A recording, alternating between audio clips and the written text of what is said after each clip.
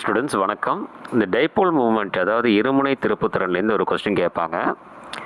அதாவது examples for dipole movement 0.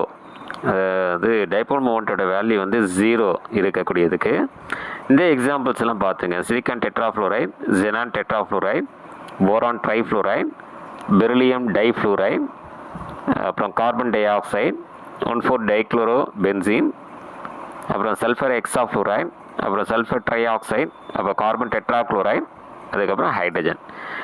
இதெல்லாம் வந்து டைபோல் மூமெண்ட் என்னவாக இருக்கும் அப்படின்னு பார்த்தீங்கன்னா 0வாக இருக்கும்.